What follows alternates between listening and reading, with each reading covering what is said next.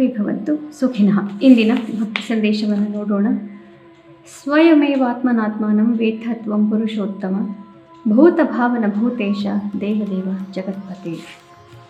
ಇಷ್ಟೆಲ್ಲ ರೀತಿಯಲ್ಲಿ ನಿನ್ನ ರೂಪಗಳನ್ನು ಮತ್ತು ನಿನ್ನ ಪ್ರಭಾವವನ್ನು ನೀನು ನನಗೆ ಹೇಳ್ತಾ ಇದ್ದೀಯ. ನಿನ್ನ ನಿಜವಾದಂತಹ ಸ್ವರೂಪವನ್ನು ನೀನು ಒಬ್ಬನೇ ತಿಳಿಯೋದಕ್ಕಾಗೋದು ಪರಮಾತ್ಮ.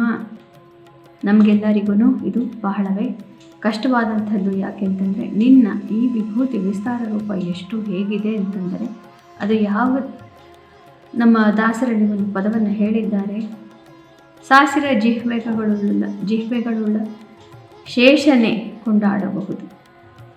ಇದಕ್ಕೆ 1000 ನಾಲಿಗೆ ಬೇಕಂತೆ. ಭಗವಂತನ ಗುಣಗಳನ್ನು ಮತ್ತು ಭಗವಂತನ ರೂಪಗಳನ್ನು ನಾವು ಕೊಂಡಾಡಲಿಕ್ಕೆ 1000 ನಾಲಿಗೆಯೂ ಸಾಲದು. ಹೀಗಾಗಿ ಅವನು ಅಷ್ಟು ರೂಪ, ಅಷ್ಟು ಗುಣ, ಅಷ್ಟೊಂದು ಅವನಲ್ಲಿ ವಿಷಯವಿದೆ. ಇದನ್ನು ನನಗೆ ಖಂಡಿತವಾಗಲೂ ಇದನ್ನು ಅರ್ಥ ಮಾಡ್ಕೊಳ್ಳಿಕ್ಕೆ ಬಹಳ ಅಗಾಧ ಅನ್ನಿಸ್ತಾ ಇದೆ ಭಗವಂತ. ಇದು ಶ್ರೀ ಪರಾಭವ ನಾಮ ಸಂವತ್ಸರ ದಕ್ಷಿಣಾಯನೆ ಗ್ರೀಷ್ಮ ಋತುವು ಆಷಾಢ ಮಾಸೆ ಕೃಷ್ಣ ಪಕ್ಷೆ. ಇಂದು 8ನೇ ತಾರೀಕು ಶನಿವಾರ, ದಶಮಿ ತಿಥಿ ಮತ್ತು ಇಂದು ರೋಹಿಣಿ ನಕ್ಷತ್ರ ರೋಹಿಣಿಯಲ್ಲಿ ಚಂದ್ರನಿದ್ದಾಗ ಉಚ್ಚ ಸ್ಥಾನದಲ್ಲಿ ಚಂದ್ರ. ಹೀಗಾಗಿ ನಮಗೆ ಬಹಳನೇ ಭಾವುಕತೆ ತುಂಬ ಇವತ್ತು ಉಕ್ತಾ ಇರುತ್ತೆ, ಅದು ನಮಗೆ ಅನುಭವಕ್ಕೆ ಬರುತ್ತೆ. ಮೇಷರಾಶಿಯವರಿಗೆ ಮನೆಯಲ್ಲಿ ಇಂದು ಕುಟುಂಬದಲ್ಲಿ ಅತಿ ಭಾವುಕವಾದಂತಹ ಕ್ಷಣಗಳನ್ನು ನೀವು ನೋಡಬೇಕಾಗುತ್ತೆ.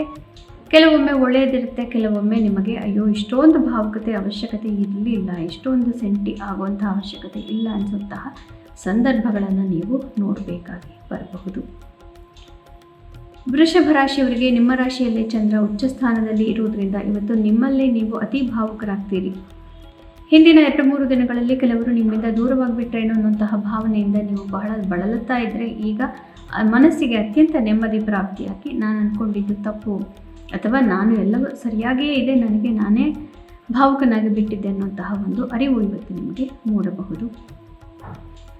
ಮಿಥುನ ರಾಶಿಯವರಿಗೆ ಇಂದು ಮನಸ್ಸಿಗೆ ಬಹಳನೇ ಕ್ಲೇಶವಾಗುವಂತಹ ಒಂದು ಸಂದರ್ಭವನ್ನು ನೋಡಬೇಕಾಗಿ ಬರಬಹುದು. ನಿಮ್ಮ ಮಿತ್ರತ್ವಗಳಲ್ಲಿ, ಬಂಧುತ್ವದಲ್ಲಿ ಒಡಕು ಉಂಟಾಗಬಹುದು. ಮನಸ್ಸಿಗೆ ಬಹಳನೇ ಕ್ಲೇಶವಾಗುವಂತಹ ಸಂದರ್ಭಗಳನ್ನು ಇವತ್ತು ಎದುರಿಸಬೇಕಾಗಿ ಬರಬಹುದು. ಕರ್ಕ ರಾಶಿಯವರಿಗೆ ಅತ್ಯುತ್ತಮವಾದಂತಹ ದಿವಸ, ಇಷ್ಟಾರ್ಥ ಸಿದ್ಧಿ, ಗುಂಪುಗಳಿಂದ ಮನಸ್ಸಿಗೆ ಅತಿ ಹೆಚ್ಚಿನ ನೆಮ್ಮದಿ, ಸಂತೋಷ ಪ್ರಾಪ್ತಿ. ಆದರೆ ದಾಂಪತ್ಯ ಮತ್ತು ಪ್ರೇಮ ಪ್ರೀತಿ ಪ್ರಕರಣಗಳಿಗೆ ಇಂದು ಅಷ್ಟೊಂದು ಒಳ್ಳೆಯ ದಿವಸ ಆಗಿರುವುದಿಲ್ಲ. ಸಿಂಹರಾಶಿಯವರಿಗೆ ಕಾರ್ಯಕ್ಷೇತ್ರದಲ್ಲಿ ಬಹಳ ಪ್ರಮುಖವಾದಂತಹ ಒಂದು ಬದಲಾವಣೆ ಅಥವಾ ಒಂದು ವಿಷಯ ನಿಮಗೆ ಇಂದು ತಿಳಿಯಬೇಕಾಗಿ ಬರಬಹುದು. ಇದರಿಂದ ಮನಸ್ಸಿಗೆ ಸ್ವಲ್ಪ ಕ್ಲೇಶವಾಗಬಹುದು. ಅತಿ ಭಾವುಕತೆಯಿಂದ ನೀವು ಸ್ವಲ್ಪ ಬಳಲಬೇಕಾಗಿ ಬರಬಹುದು. ಕನ್ಯಾ ರಾಶಿಯವರಿಗೆ ನಿಮ್ಮ ತಂದೆ ಅಥವಾ ಹಿರಿಯರು ಅಥವಾ ಅಧಿಕಾರದಲ್ಲಿರುವವರಿಂದ ಇಂದು ನೀವು ಕೆಲವೊಂದು ಮಾತುಗಳನ್ನು ಕೇಳಬೇಕಾಗಿ ಬರಬಹುದು. ಅವರ ಬಗ್ಗೆ ನಿಮಗೆ ಅತಿ ಭಾವುಕವಾದಂತಹ ಪ್ರತಿಕ್ರಿಯೆಯನ್ನು ನೀವು ತೋರಿಸಬೇಕಾಗಿ ಬರಬಹುದು ಅಥವಾ ಅವರು ನಿಮ್ಮ ಬಗ್ಗೆ ಈ ರೀತಿ ಒಂದು ಭಾವುಕತೆಯ ಪ್ರತಿಕ್ರಿಯೆಯನ್ನು ತೋರಿಸಬಹುದು. ತುಲಾ ರಾಶಿಯವರಿಗೆ ಇದು ಸ್ವಲ್ಪ ಕಷ್ಟಕರವಾದಂತಹ ದಿವಸ, ಮನಸ್ಸಿಗೆ ಬಹಳನೇ ಕ್ಲೇಶವಾಗುವಂತಹ ದಿವಸ, ಬಹಳ ಡಿಪ್ರೆಸಿವ್ ಥಾಟ್ಸ್ ಇತ್ಯಾದಿಗಳನ್ನು ಇಂದು ನೀವು ನೋಡಬೇಕಾಗಿ ಬರಬಹುದು. ಕಾರ್ಯಕ್ಷೇತ್ರದಲ್ಲಿ ಮತ್ತು ವೈಯಕ್ತಿಕ ವಿಚಾರಗಳಲ್ಲೂ ಕೂಡ ಮನಸ್ಸಿಗೆ ಕ್ಲೇಶ. ವೃಶ್ಚಿಕ ರಾಶಿಯವರಿಗೆ ಅತ್ಯುತ್ತಮವಾದಂತಹ ದಿವಸ, ನಿಮ್ಮ ಪ್ರೀತಿ ಪಾತ್ರರಿಂದ ಬಹಳ ದೊಡ್ಡದಾದಂತಹ ಪ್ರೀತಿ, ಪ್ರೇಮ, ಅಕ್ಕರೆ ಎಲ್ಲವನ್ನು ಪಡಿತೀರಿ ಹಾಗೂ ಬಿಸ್ನೆಸ್ ಪಾರ್ಟ್ನರ್ಶಿಪ್ಗಳಲ್ಲಿ ಬಹಳನೇ ಉತ್ತಮವಾದಂತಹ ದಿನವನ್ನು ಇವತ್ತು ನೋಡ್ತೀರಿ. ಧನು ರಾಶಿಯವರಿಗೆ ನಿಮ್ಮ ಸಾಮಾಜಿಕ ಚಟುವಟಿಕೆಗಳಲ್ಲಿ ಇಂದು ನೀವು ಮಾಡ್ತಾ ಇರುವಂತಹ ಒಂದು ಯುದ್ಧ ರೀತಿಯಲ್ಲಿ ಇದ್ದರೂ ಕೂಡ ಅದರಲ್ಲೂ ಕೂಡ ಭಾವುಕತೆಯನ್ನು ನೀವು ಇವತ್ತು ತುಂಬುತ್ತೀರಿ. ಯಾರೋ ಒಬ್ಬರು ನೀವು ಹೇಳಿದ್ದು ತಪ್ಪು ಅಂತ ತಿಳಿದು ವೈರತ್ವವನ್ನು ಪಡ್ಕೊಂಡಿದ್ರೆ ಇಂದು ಆ ವೈರತ್ವವನ್ನು ಬಿಟ್ಟು ನಿಮಗೆ ಸರಿ ನೀವು ಅನ್ನುವಂತಹ ಒಂದು ಪ್ರತಿಕ್ರಿಯೆಯನ್ನು ಕೊಡಬಹುದು. ಇದರಿಂದ ನಿಮ್ಮ ಮನಸ್ಸಿಗೆ ಬಹಳ ವಿಜಯೋತ್ಸಾಹ ಅನ್ನುವಂಥದ್ದು ಕಾಣಬಹುದು. ಮಕರ ರಾಶಿಯವರಿಗೆ ಸ್ವಲ್ಪ ಕಷ್ಟಕರವಾದಂತಹ ದಿವಸ, ಮನಸ್ಸಿಗೆ ನೆಮ್ಮದಿ ಇರೋದಿಲ್ಲ. ಮಕ್ಕಳ ವಿಷಯದಲ್ಲಿ ಸ್ವಲ್ಪ ಮನಸ್ಸಿಗೆ ಕ್ಲೇಶ ಹಾಗೂ ಹಣಕಾಸಿನ ವಿಚಾರದಲ್ಲೂ ಕೂಡ ಸ್ವಲ್ಪ ತೊಂದರೆ. ಕುಂಭರಾಶಿಯವರಿಗೆ ಮನೆಯಲ್ಲಿ ಸಂಸಾರದ ತಾಪತ್ರಯಗಳ ಬಗ್ಗೆ ಹೆಚ್ಚಿನ ಗಮನವನ್ನು ಕೊಡಬೇಕಾಗಿ ಬರುತ್ತೆ. ತಾಯಿಯ ಆರೋಗ್ಯ ಮತ್ತು ತಾಯಿಯ ವಿಷಯದ ಬಗ್ಗೆ ಇಂದು ನಿಮಗೆ ಅತಿ ಭಾವುಕತೆ ಉಂಟಾಗಬಹುದು.